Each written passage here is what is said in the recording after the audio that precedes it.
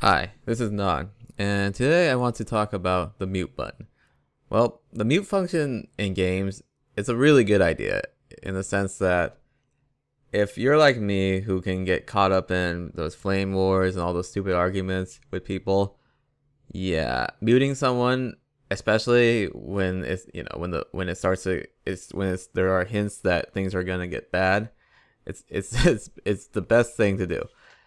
Unfortunately, I'm someone who believes in proper communication when it comes to team games and Dota no less, and I hate the idea of muting someone because then, you can't communicate with that person. But at the same time, it's probably better because people who will get under your skin, who will troll you, who will say something just something unpleasant to the point where it puts you on tilt. They are damaging. They are damaging for your concentration and just your ability to focus on the game because that one person is just pushing your buttons. And I know. I'm someone as a player who's really guilty of that. I let people I let people rattle me, so to speak. I shouldn't let them do that.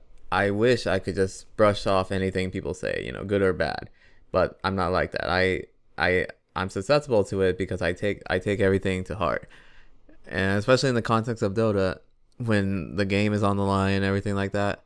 So I'll say something like, "Hey man, can you buy this?" or something like that, and then they're like, "No, I don't want to get it. But why should I get it? Why should I listen to you?" And all, and then that's a tame example, but there are way worse situations where people just they start becoming the stereotypical quote unquote toxic troll person player, the kind of person who would get reported for flaming and excessive trash talk and all that stuff.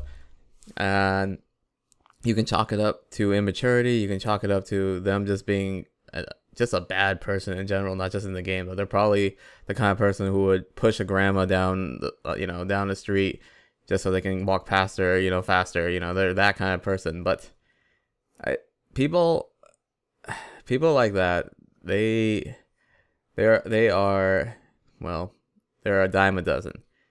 I come across more people who will make me upset in a game with just their typing and communication, especially how in Dota has a built-in mic function.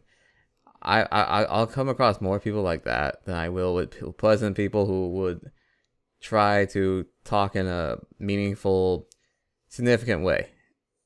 So basically, the moral of the story is learn to mute people, especially when they start showing signs that they're not gonna say anything productive or positive.